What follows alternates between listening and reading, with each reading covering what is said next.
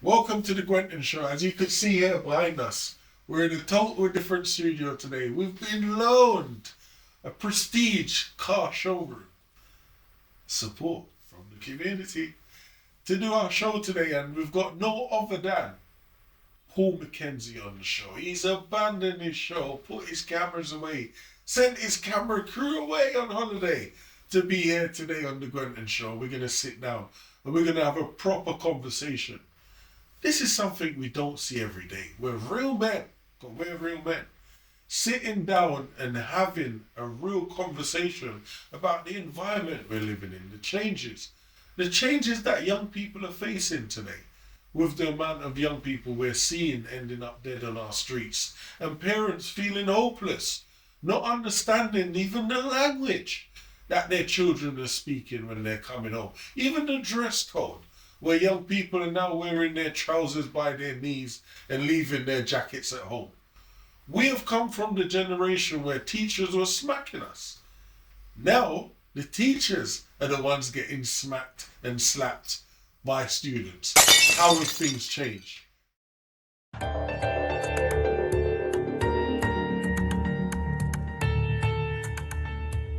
Welcome back to Piers Morgan Uncensored. Crime rising, youth gang culture on the up is the only way to get back control of our streets and our schools, to get tougher on kids. A school district in the US state of Missouri has decided to reinstate corporal punishment in its classrooms, allowing students to be punished with a paddle like this under a new policy.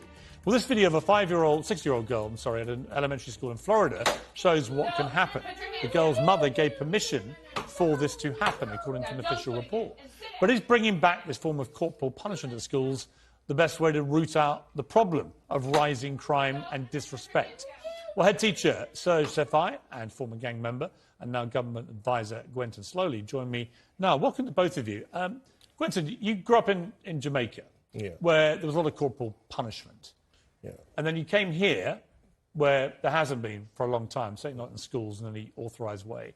What's your view about this? I think if we look at historical records and see with the rise in gang crime to the point now where we're at 3.4 million for each murder, and track back where a lot of this started is from young people being excluded from school and teachers feeling as if they've got no control of the school, much less the classroom.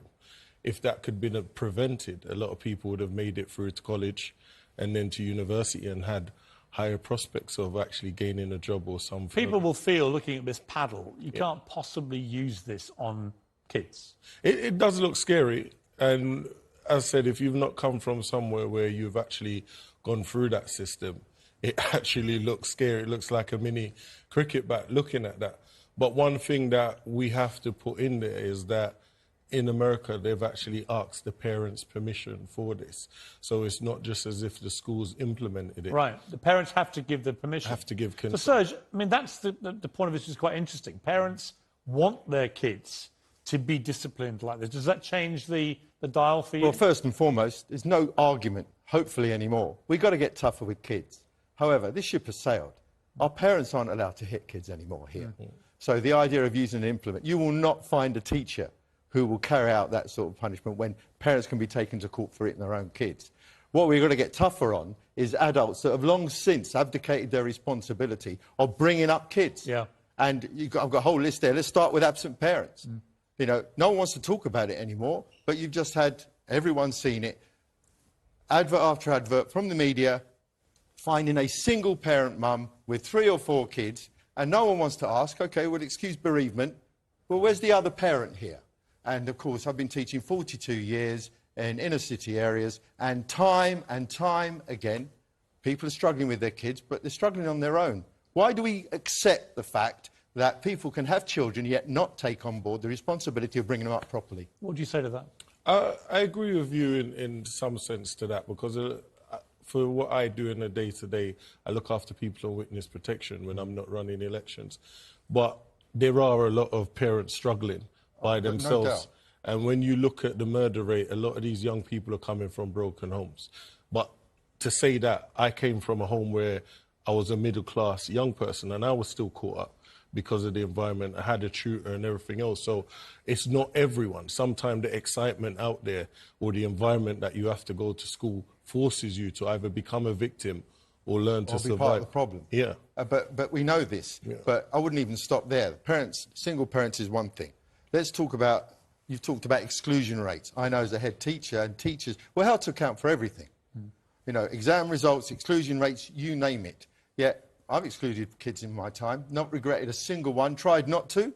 But I'm telling you now, happy to say it, any child that walks into my school with a knife is not walking back in my school again. But have we gone too soft on kids in school? Yes, and let me talk about the fact there's kids being excluded, okay? I can tell you now there's very few that haven't had social services involvement for donkey's years. We've been paying that money that's been invested, no good. I want to know, and I've asked this question of my local authority for donkey's years, you know, the youth offending team, what are the re-offending statistics on that? I know I'm accountable, and I'm afraid the message that adults, and I go back to adults, us, abdicating our responsibilities, we're not bringing up children properly. We're not telling them they have to take responsibility for their actions. See, I do think this is right. Yeah. I think the disagreement is you think corporal punishment can solve this. You were in a gang. I mean, would it have any impact if a kid's excluded from school, if you bring them back and you use corporal punishment? Do they not just see that as basic extension of being in a gang? As I said, it's about being tough about giving support. I've just run for the mayor of Hackney, which is unheard of. And if you look at the stats of that, how many people would have come from where I've come from to be doing what I'm doing?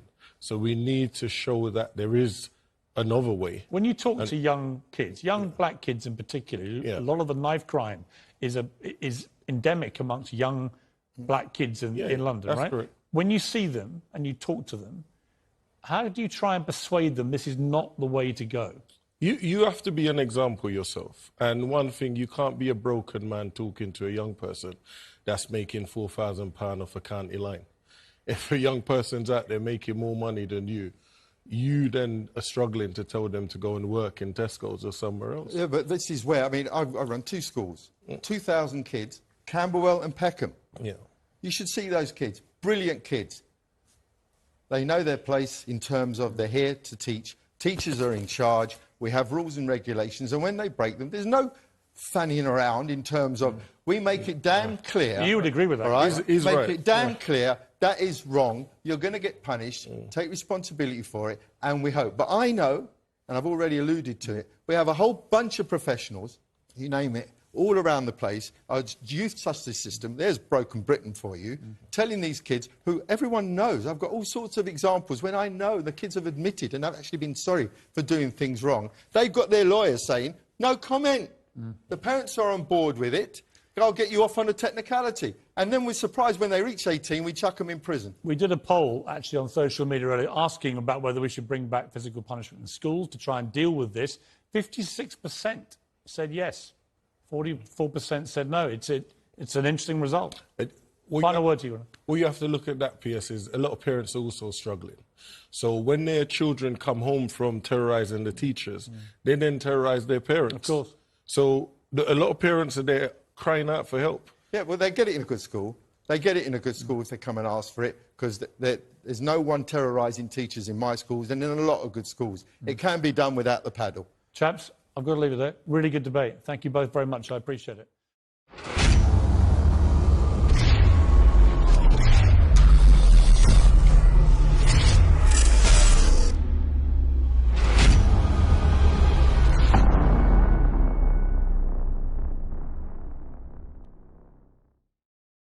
Today's conversation is going to be a little bit different.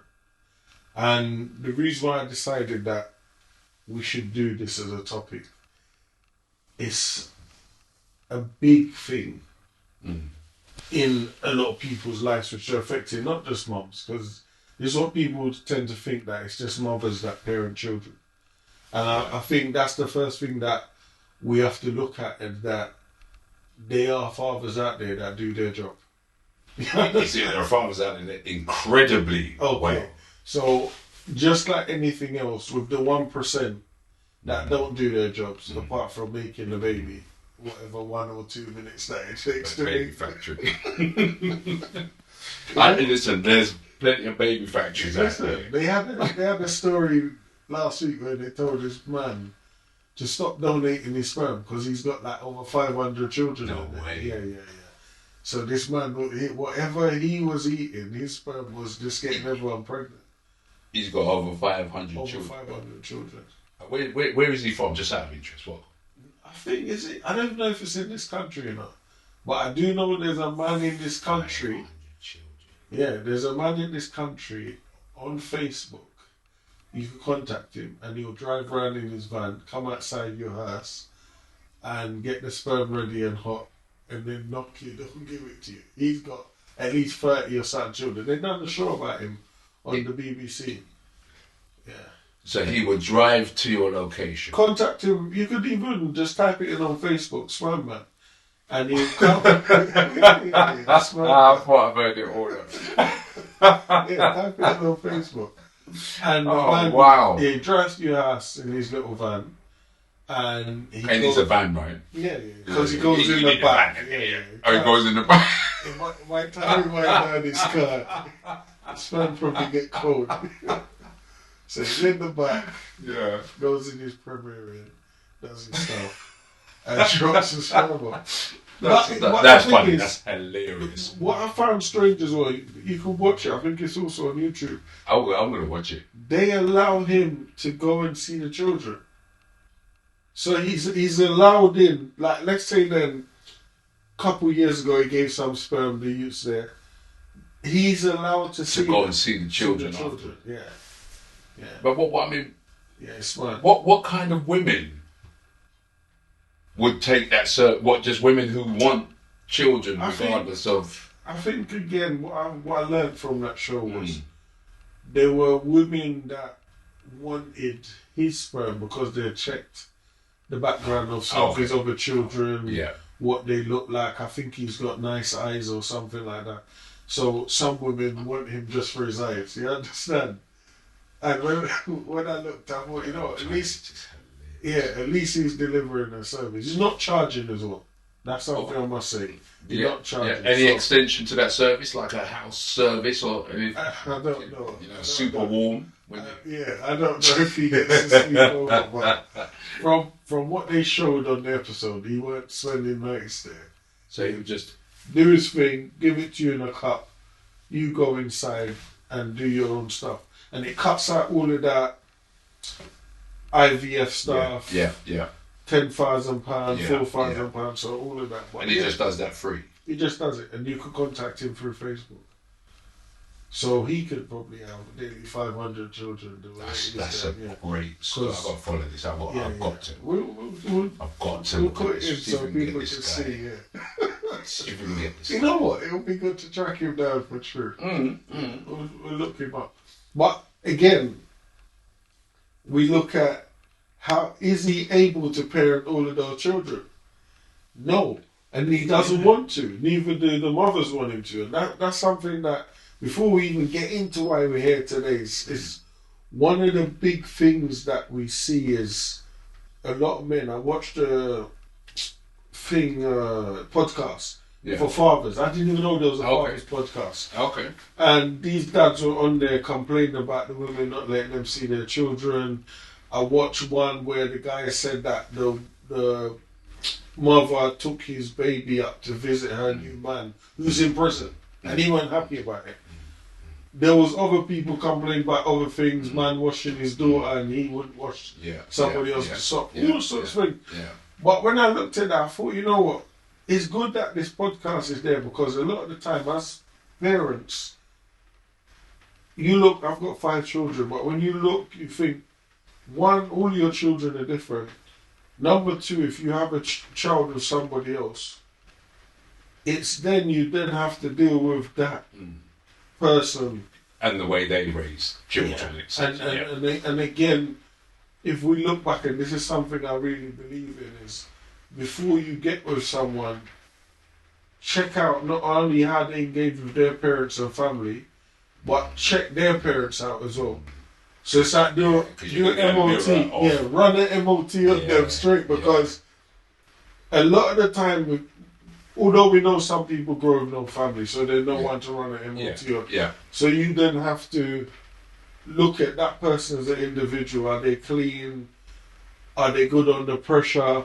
Would they sacrifice it all for the child? The values, isn't it? It's like, yeah. What are that? Yeah. You understand? If the man's wealthy, do they think that the man should provide all these things? I remember I was saying to my partner that I think the government's biased, and she was like, "Why do you think that?" I said, "Listen, let me tell you why I think that. Why is it if somebody's with their partner, even if you're married with your wife and you have a baby, why is it the government decide to give the woman the benefits straight away?" Now you're saying it's an interesting one. It's an interesting one. Being a father, is it? Being a father, if you're both 50-50, why is it that the woman gets the benefits? Why do you immediately offer her the child benefits? And for the man to receive the same benefits, it's so much of a longer process. Okay. And also as well, it's that whole thing of, if a man looks after his children, the CSA struggle to pay him out or go and get him his money. And these are things that, because I've attended father forums to deliver training to them, and these are some of the things that I hear people complain about. And you look at that and you think the pain of it. I'm just going to back it up a bit, because you summed it up really well, because there are, when we look at fathers, first of all, if you look at fathers in society, they're kind of put in this second position anyway. It's almost like, if you see a proud parent, it's almost like people automatically assume the mum's going to be better. But if we look at where we are now, where everything's fluid, where I'm not sure if they've changed it across the country now, you're no longer allowed to be called mother and father. It's parent one and parent two. So if you got parent one and parent two, who determines who's parent one? The child. The child can't talk. So, at some point, the child. Yeah. No, but I'm saying, it's crazy. I'm talking within the government and statutory bodies. Who decides who's the lead parent if we're both equal? And if we're both equal, then we should be both equally able to benefit from anything. Yeah, from being a parent. And that's something that I found challenging. Also, I remember what the school found shocking was that a dad would attend all the meetings. And then a head teacher actually said that to me before. This is the first time we've had a dad come here and actually sit down with us to get his son into school. And I was like, what are you talking about? Yeah. It's like, I've never seen it. Yeah. Because I'm going to talk from my experience. So from my experience, it's slightly the reverse, because I do all the school engagement. Yeah. And it's almost like when I go there, I do pure mums. Yeah. Parents evening, pure mums, new school, pure mums. And your grandmas. Yeah, occasionally you look over and it's almost like, you're right. Yeah. And it's another dad. Yeah. So I think that, in terms of, I think about it, how do the children feel about that? And do you know what I'm saying? But you know what, again, I think it's beneficial, and I'll tell you why. The stigma of this single parent stuff within the school environment gets removed when the teachers see that there's a male figure that is present, even if you are a stepdad. So regardless of your dad, stepdad, the minute that they see that there's a male in the household that is taking an interest in everything, not just parents evening, we're talking everything. Send me the reports. If anything goes wrong, I want to know. Email me, let me know exactly the minute it happens. Yeah? Yeah. Because I've seen that myself. The way that the school interacts with you is totally different. If one of your children, which I've gone through, starts getting into trouble, the school deals with you differently. And it's not only the schools. I'm going to tell you something. So my son was quite foolishly brought home by the police. And they had called his mum. Yeah. They couldn't get hold of him. They called his mum, and she called me. And so, when I raced home, I I got there before they came. Yeah. And so when I answered the door, they were shocked. They said, "Who are you?" And I said, "I'm Dad." And they said, and you could see them look at each other, and it was like, this ain't supposed to happen here. It's like this is like a complete unit, and it was shocking for them to see, because obviously the norm is for them to ring the doorbell, single mum who can't control the child, Or an older sister. or an older sister, or a bigger brother who they know already. All of that sort of stuff you could see passing through their minds, and then they were like, "Oh." And I was like, come on, let's have a great conversation about why you're bringing my son home for his own safety. But they were they kept referring to the fact that it's so good to see Dad. And again, when we look at that again, it speaks volumes. Yeah. And the dad could have been out at work. Yeah. But the assumption, which goes back into the notes when they go to the police station, will refer to at home with mum, could we make a referral to? Just in case. There you go. Just in case. Yeah? And then until you then turn up at that meeting as a unit, the perception that mum's unable to control, possibly neglect, the whole goes out the window. plethora of that happens until you turn up as a father. Yeah. So going back to what you say about a father's place in society and how it's changed, I always like to talk to people about the way value systems, belief and value systems, and how they've changed a lot, especially in these days. I think over the past 30 or so years, the whole value system and respect for parents gone out the window. It's gone out. I've got clients where they regularly beat their mums. Yeah. And that's common practice where their friends are also beating their mums around the corner. Yeah. Mums are so used to being attacked by their children. Yeah. When professionals make a big deal out of it, they're like, "Oh, he's just had an outburst. Please stop blowing it out." You're like, he's gonna go on to do this in his other relationships and probably kill somebody. There you go. Yeah, or somebody kill him. Yeah. You understand? And I look at that and I say to myself, you know what is actually there to help? And even not just the young people, because the minute we say what is there to help, the first thing we think is the parents, meaning the mum, and to help the young people, meaning the children that are affected. What's there to support dads with the trauma of this new climate that we're having to parent in? Because I'll give you an example for me. It's an interesting one. For me, growing up in the Caribbean, you knew what it was. Yeah. The teachers beat you in the school. Yeah. Yeah. If the teacher's belt can't straighten you out, you go to the headmistress. The headmistress's belt 9.9 times is going to straighten you out. Because I remember I went to headmistress once and I didn't need to go back there again. I refused to pray one morning. So normally you go in, you have to sing the national anthem and pray. This day I refused to pray. I couldn't be bothered. And the teacher tried to catch me and I ran around class to her, and that was biggest disrespect. When the teacher comes to grips you up, you're meant to stand there. But I had made friends with a rude boy. So his dad was a known gangster in the area. So he didn't have to pray.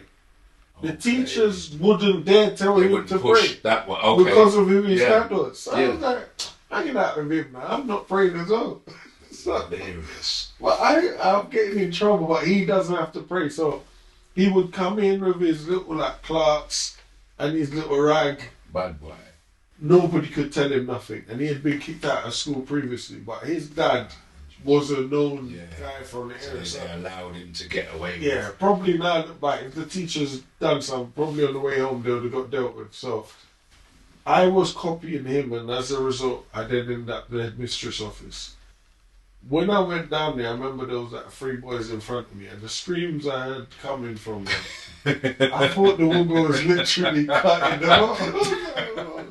So from outside, did you hear him? So imagine I'm number 4, and there's 2 other people after me. So I've got down there. After those 3 get beats, then it's me. But there's 2 people after me to get beats. I remember when it came my turn, I snuck behind the one that was behind me. I'm like, "No, you go." And it was a girl. Imagine that, this girl. And the girl went and took her beats and come out. And in my turn, I was scared. I went in there. The woman had a car tire. A car tire. I remember the name of it up tonight. It's called Worry. And she brought out this car tire. And you had to hold your hand out. Yeah. And I was like, what the hell? And Like a strip of car A tire. strip of tire, not like cut in half. It was the actual car tire, the same thickness, but just like a strip of it. No being with a Yeah. And put your hand out. Wow. Savage. And it's like it come up to From there to yeah. And I think I got like 3. After the second one, my hand was finished. Yeah, because it was one there, and you're like, no, just give it back to this one. I left there and I thought, these people are evil. And the headmistress carried herself as if she was the queen. And I was thinking, this queen's evil. She just beat that royalty who Yeah. yeah. I was like, you just beat us with a tire. You understand? That stayed with me for years. I never went back down there. Imagine if that's in the West. We experienced that growing up here as well. And it's funny. Trauma's a funny thing. Yeah. I could never forget the name of the head teacher that used to came here every day. Yeah. His name is Mr. Colpan. Yeah. Right. If he's still alive, we need to. No, he's gone. He's gone because at the time he looked about 250. Yeah. But every time I talk about primary school and discipline, that name never leaves me. Never leaves. Yeah. Because he used to have a leather case, and he used to open it, and he used to have a cane in there. And for some reason, every other day, me and Mr. Colpan, and have you ever been beaten by a man when he's exhausted of beating you? No. Okay, so you would come in again, and he would be like, what kind of stroke is it going to take? No, my dad got to that point. My dad got to that point where he's like, I'm tired. I'm tired. Yeah. So this one you're going to get here is the best. So everyone was the best one. Yeah. So it was like, and it was 4. And he used to sometimes choose your hand or sometimes you bent over his desk. And I was talking to my children about it the other day, and they were saying, well, you can't even think about doing that now. I said, what was going on there? I remember a few years ago, they tried to trick me to come on the Piers Morgan show to talk about bringing back spanking, because in America, in certain states, the schools would bring back spanking, but the parents agreed to it. Oh, okay, so you So they agreed to it, and then they showed a clip of a young girl being spanked, and if you saw, it looked like a mini cricket bat, whacking this child with it. And they were asking my views, do I believe it should be brought back here? And I said, look, if we can't, even as parents, do that to our own children, how can a stranger do it? And I don't think any teacher in this country would agree to that now. Would it make a difference, though? The difference it will make, we'll see a lot of teachers getting seriously hurt, because the young people nowadays, listen, if you're beating your mum at home, and just for somebody draws £2.50, that thing on you, come on, it's going to be a problem. teachers will be assaulted on a It's regular gonna be. basis. But even in terms of the level of, because we spoke about respect, Yeah. even in terms of building back respect, it's never going to. Bringing that back, it would It's never. it's not going to help. The young people we've got now, Completely. they will match that with a level of violence. And if we're seeing knife crime outside the schools, you'll hear about teachers getting Inside the school. You understand? And I don't think any teacher will risk their freedom Just or for even their safety to try that. But again, we come back down to, as a young person growing up in that environment, that was acceptable because it was the norm. Yeah. Yeah? And because of that, you had respect. For me, when I was growing up in Jamaica, my parents used to beat me, and everyone got beat. So it wasn't just like, oh, you're getting beat. Next door screaming today, you're screaming You used to tomorrow. compare beats, innit? It's like, oh, you got them wells down there now. I got this well. Okay, mine over the back here, and I got one in the neck. Like, I'm still bleeding. Give me some tissue, let me wipe my mouth, all that stuff. But wow. Yeah. My parents were more, how can I put, direct. So even now, now when I talk to my dad's like, you know what? When you grow in a certain environment, you think that was the way to discipline you. Yeah. And then when he come to England, he learned that don't make sense. You understand? My mum was more, because she was small, she felt like she had something to prove, because it was always, to her, it's a disrespect. Right. Because I'm small, you're trying. You know, like, so you don't have to go big. Yeah. And you're like, no, you're gonna kill us. You know, like, that's crazy. So what's the worst thing you've been beaten with, though? Just out of interest. For me, I wouldn't remember anything apart from the belt. I think the craziest thing that I can say is when you've got a religious parent reading Psalms before they beat you. No. It's even more scarier. And that was my mum. So your mum is open the Bible. She read the Bible before Are you kidding me? and after. So, like, please forgive me for what I'm about to do. Are you? Lick you down, then read the Bible again. Forgive me for what I've just done. You're like, this woman's insane, because I don't even mean to lie, because that's trauma. Listen, man. I remember I went Forgive back. me for what I'm about to. Listen, I remember I went back there on holiday. I was 11. Yeah, just about to start secondary school. And I got rude to a woman. No, you've been away from a woman from I was 8 years old.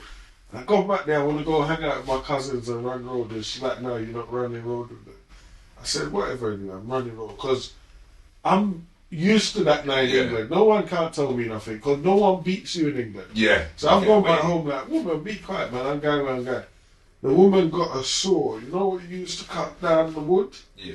And she put the saw down and said, if you leave, I'm going to kill you. Leave here today, I'm going to kill you dead. And I was like, whatever, woman. She started reading the Bible. She's reading the Bible. I'm packing my suitcase. Because I'm leaving. No, I can't stay there. The woman's crazy. So I'm packing my suitcase.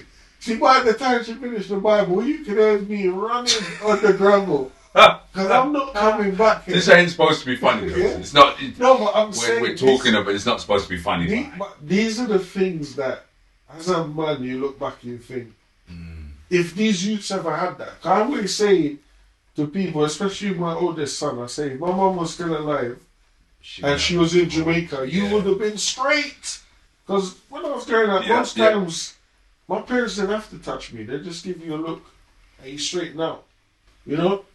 Because it's the presupposition of something. You knew. It's the same thing like your parents will say to you, go get me that thing there. One of your friends will come around your house and be like, what the hell are your mum talking about? But you knew what the thing was. You see like my son, right? I could call him. Yeah. And call him.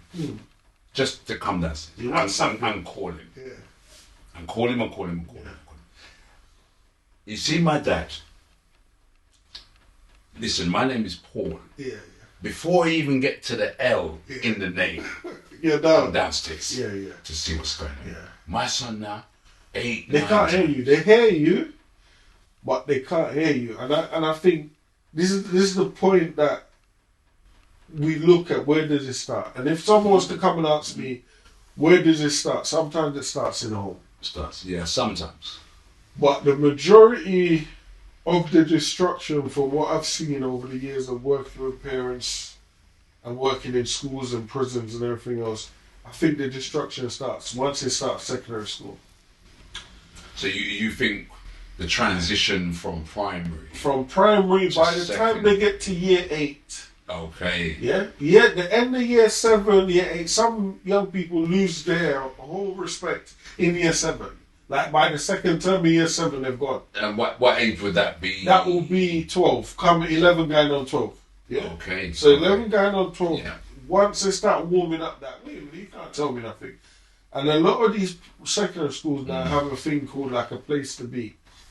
What that is if you're feeling low mood, if you don't feel to do your work because you're stressed, you can come and talk to us. The person talks like, are you okay? If anybody raises their voice to you, do you know it's trauma? All of that. So now, when they come home and you're like, yo, get upstairs. They're like, what? That's trauma. because it's being installed in them that anything above a B plus is abuse. So when you raise your voice or shout, or even a lot of people will tend to use whatever their mother tongue is when they get upset. It's just something that default comes up. And because of that, the children look at you as if you're killing them with words. That could be a problem. Yeah? And that's something that I remember I went round to my aunt's a couple months ago and every Clark came out of her mouth. Yeah. Yeah? And all she was doing was saying to my cousin, why didn't you turn up to the place? Because she had got him a job, you know? Yeah, so Yeah. Sometimes you come from Jamaica, you don't even need to apply. Just turn up and get the job. So she already spoke to them, man. No interview, the job. Yeah, she was. And he's gone out the night before, didn't turn up to the job. And the amount of Clarks I heard, and he's what, 34, 35? But his mum could still trace him or cuss him. Does he respect her? Yes, he didn't open his mouth. So the point I'm saying to you is this. It depends on how you look at your parent.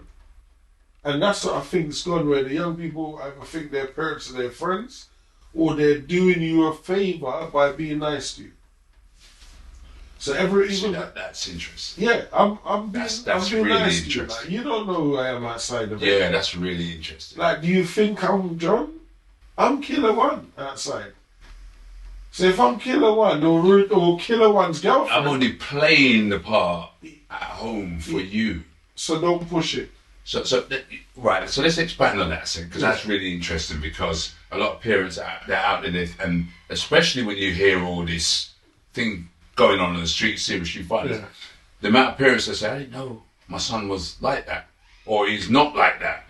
So they don't really know. Sometimes there's signs, but the parents overlook it as being cool. Right. Or young person might say, "Mum, shut up, man." They think it's banter. This is this new thing that they say. They can do whatever they want to, but it comes on the banter. Yeah. Like, and they actually say it as well. You know, it was just And I think sometimes when we're looking at that, until it gets to the point of no return, it's got to be stopped. Yeah. Yeah, it's got to be stopped. Even bring my son like, I locked the phone up. Because you've totally gone mad. I ring back, oh, hi, Dad. Oh, I thought you thought I was on your breakfast. Because the minute I let you... step over that line. Yeah, cool. Yo. That my son was leaving. Love. Come here a second. Yeah, there's a word missing. What you saying? Yeah.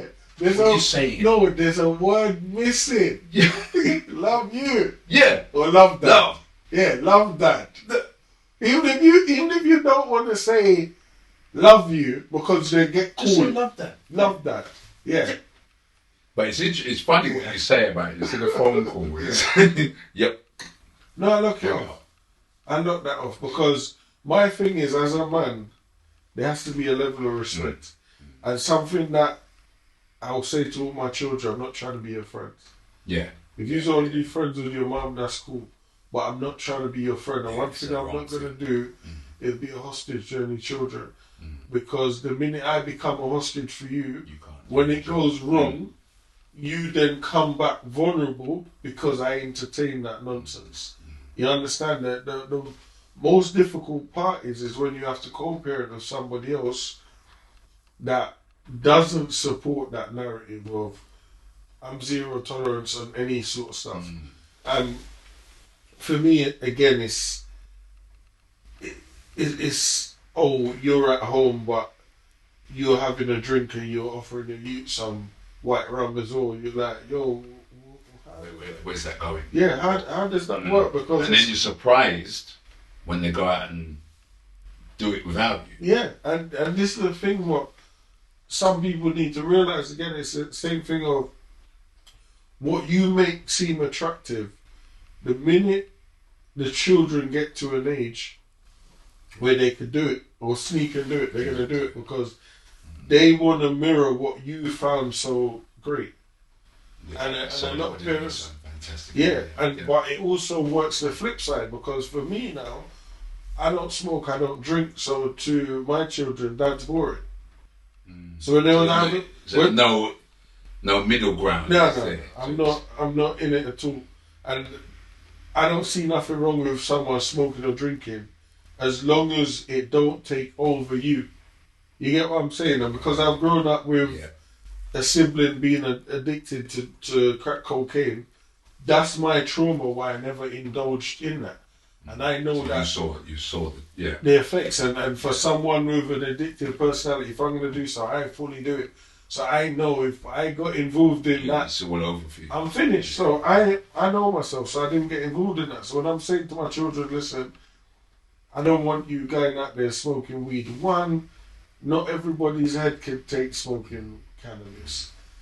And number two, are you going to then try something else? Yeah.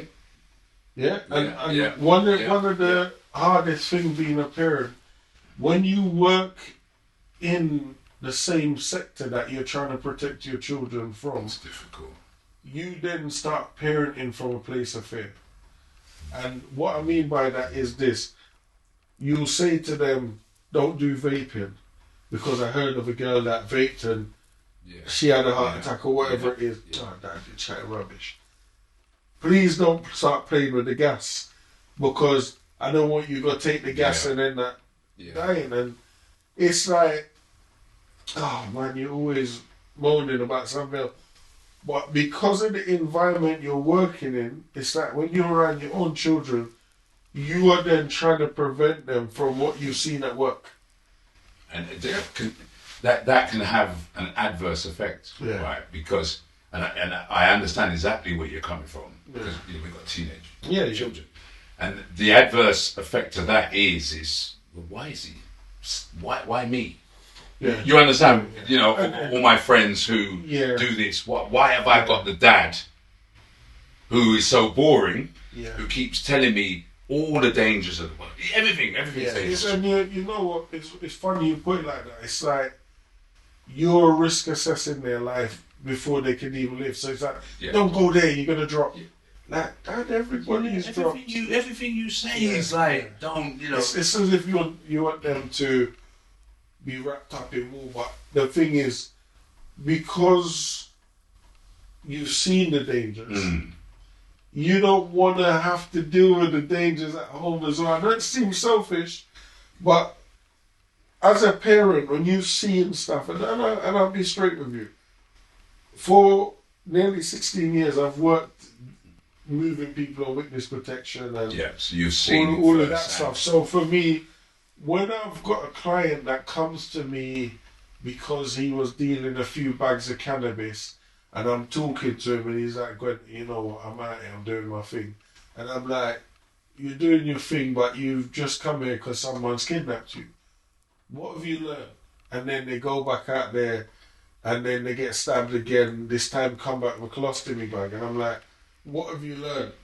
"Oh, Gwen, and I should have brought my first aid kit with me." And like, "What? You're not getting nothing." And then the next time you go out there, you don't come back. "I should have bought my first aid." A lot of the young people that walk with first aid kit, when they get stabbed, they patch up themselves until they get to wherever. And for me, the ultimate heartbreak is when they die. So when I lose a client, and this is something I always say to my members of staff, is the job might seem fun, you all want to come and do this sort of work. You could have gone to university and studied all what you want to study there, masters, whatever. Nothing at university prepares you for the real world of murder and death. And the reason why I say murder and death is this: your client could be the murderer and your client could be the one getting murdered. No training or university placement prepares you for that. Because when you work from soul, because you can't do this work if you're not doing it from your soul. You can't do it from uni. I don't know. Uni don't give you soul. You understand? The one thing is very hard work. When you connect with a young person, you're literally adopting them as one of your children. Yeah. Because you're not going to offer a service to someone's child you wouldn't offer to your own child. And there's no money in this world that matches the value you give into these children. So we're pouring in all the social life skills. Everything we're telling our own children, we're telling other people's children. And you might just remember every client, even hundreds of youths that I've worked with, girls and boys, and every one of them has got something about them that makes you remember them.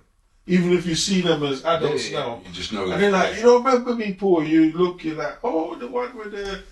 Yeah. Yeah, you get what I'm saying? And something like they could have razor teeth or Yeah, one green eye, one blue eye. There's always something about them. Yep, and you Or- remember that one thing. It's like a connection. Yeah. So it's such. You know, even thinking about that, I saw you the other day, and it took me 5 minutes. To realise That- it was. As he's talking, I'm staring in his face, and I'm Because you're trying to get that. Yeah, connection and back. this was a young man. I swam with his child, and I used to work on the intensive supervision team. Okay. So I spent a lot of time with him, and I'm standing there and I'm thinking, Yeah. I know you. And then you waiting for him to tell you. Say something. And said, Yeah. remember me Yeah, from yeah. the... And I was like, yeah, of course, sir. Sometimes you don't remember them till they leave. I've got loads of them where me and them have a big conversation. It's not till they leave. I'm like, oh, why? I remember I was in the supermarket the other day, and then you come up to me and he's talking to me, and I'm talking back to him, and it wasn't until I was at the checkout, it was bugging me who he was. And when I checked out, I went back, I'm like, oh my God, it's you. And he's like, what, you didn't realise? I'm like, bro, I see you. And you know what people I see all the time. So I kind Like, of, remember me. yeah, and they take it as an offence. So sometimes it's best to pretend. That's what I do, and I just loop it, and then try and get them to say what was, to what trigger your was it? memory. Yeah, yeah. Remember the time when the police raided my house and Yeah, you were there? yeah. Yeah, I know you. I know exactly. Yeah. I know your mom. I know Yeah. I was mum. Yeah, yeah. She's not here no more. oh. Yeah, she found a boyfriend. Yeah, she's gone. But the thing again is this, as we're saying that, as joyful as it is, when you lose them, Yeah. you then have to see the mom. And I think one of the most painful parts for me working on the witness protection for so long is I was in the middle of both worlds. So I had to see the dead ones and the murderers. And I think one case that stuck with me forever, I remember I went to Feltham to visit this little boy and he had killed someone. And he had been bullied and today decided to carry a knife and he just wanted to scare the boy. The boy didn't take him serious, going to take the knife off him. And he's just put it out like, get away, and punched the boy in the heart. And when I went to visit him in Feltham, he says to me, Gwenton, what, can't we just buy him a new heart? And I sat there and I thought, what? But it's then that whole thing of, he didn't even know what he was doing, you know. To bring that home, where you're then having to deal with that at home, or your daughter picks up a rude boy. It's like, when does it stop? Because people think that as a parent, and you're working in this field, and I think this is where we're hit harder than a lot of people. Is same thing like the police come into your door. That could have been a police officer that knows you from being outside at work. Or, and I don't really want to go into detail, Yeah. but you could have built a great relationship with, say, for example, the schools Yeah, in that area. yeah. And you have to now face the schools in that area, In a different- knowing that Yeah. they may well know that your child Is some is something. and funny you talk about schools. A teacher that you know in one of the schools that you've worked in called me recently in tears, flooded, because a student had been injured. And he's like, I'm gonna have to take time off work. Again, because they go to school, schools, the safeguarding, the head teacher, when a student is lost, because every year a student's going to be lost, sad to say, how does that affect the teachers? Because you still want them to come to work, and I looked at that and I thought, one, how much time are you legally allowed to take off? Two, are you gonna ever be ready to go back to work? And I just said to him, look, you just have to just go sooner or something and just take time away. Because not only now you're going to have to deal with your other students when you come back that's been affected, you still have to deal with your own self because he wanted to go meet the mum and all of that stuff. Yeah, I know. Yeah. I know. So I'm like, bruv, this is heavy. Even when I was coming to meet you here today, and I'm not going to say the organisation, it's an organisation that I work with very closely, and I think they've had the biggest staff turnover I've ever seen. And this is one of the biggest organisations working in this field. I remember once I had a client in King's College Hospital and I went there to visit the client. The client was down in the trauma unit. I didn't know what the trauma... I did not know what the trauma unit meant. Theatre. And a worker from this organisation says, yeah, let's go see them. So I'm walking in the hospital in a place where I didn't know they had dark alleyways and tunnels in the hospitals like that, yeah? So we've gone down there, and when we've gone down there, the boy's chest is burst open. I'm talking like chest open. They're trying to bring him back to life. And I remember I went upstairs and I said to that guy after I left, it's not even funny, but the guy survived, so I can laugh. I said, I thought I was in a toxic environment. You need to watch what you're doing because how much of these bodies are you seeing? And he said to me, you know, I never thought about that. They don't offer us no support for that. I said, look, this is dark what you said. I couldn't. He left about 2 months after. Yeah, I couldn't do that kind 2 of months. I know my level, I can't. Listen. Yeah, I couldn't do it. They could never again offer me to come down there again. There's no need. My work happens once the person comes out of surgery, and then I make sure that they're safe to go back home. Panic alarms on the family home, all of that stuff. Fireproof letterbox. If the family needs to move out, we get a van and move them at 5 in the morning. That extra bit, it's too much. It's too much. So can they even be paid or even you can't, passionate enough to put yourself in that position? Exploitation. It's exploitation of someone being so passionate about their job. Yeah, it's too much. That you sent them home traumatized. It's like when you work in the youth offending team and a young person dies, all you see the day that the news comes in that the person's dead is people packing their bags and going home. Times have changed. Big time. So with the change of times, it's about, for a parent out there, always have parents come and say to me, but Quentin this, and I'm like, the world we were living in 10, 15 years ago isn't the world that we're living in now. It's completely different. Yeah, well, none of us are immune to this. Yeah. I think people are challenged with their own, I don't know if this is another podcast. Yeah. People are challenged so much now with even who they are as a sexual being. Yeah. Do you understand? And the more and more we live through this time, it seems like there's so many barriers. It's just everything's a barrier to something. Everything's it's another subject. Yeah, who are you? Yeah.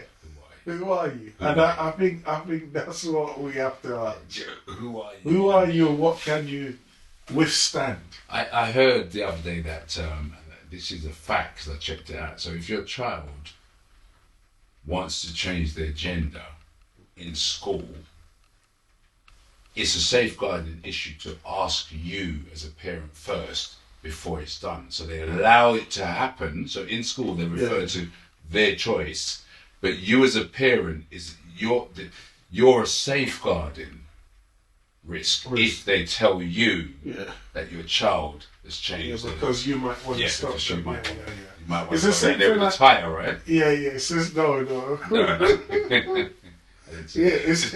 It's the same as abortion and some sexual information or sexual stuff. It's the same thing. They would not tell the parents because it's a change of gender. Yeah, but you soon find out, hopefully. Yeah, but the trauma of you going to parents. And you know what? I think that's something that, again, people overlook is that how do parents deal with the change of times? And yes, that's especially if you've got those old values. You know, we're in living memory of the way we were disciplined. How do we now say, oh, I can't do that, this, that, say this? I think what you just said there is one of the hardest things, is keeping up to date with the new way. Yeah, you know, even then, way in the world. You have to choose your own side. It's I can't talk. Yeah, things change by the day. What you can say, what you can't say, what you can do, what you can't do. And what's funny, the young people are more up to speed on that environment than we are. Is that what you didn't know about? Yeah. You're like, what does that mean? When they show you a video and you're like, really? Is that what we? Yeah. Hey, all we could do is try. So, what I'll say today, and summing up today's show to anyone out there watching, is just try to do your research. And if you can have that conversation with a young person, whether it's your children, family, friend, or just a young person you're working with, is try and gain as much knowledge as you can. And not think that you know it, or things need to go back to the way it was. It's never going to go back. The world has changed, the world has evolved, everything's fluid, and all that's going to happen if you don't want to come on board, you're going to get left behind. Stay with the times. Thank you for watching the Wenham Show.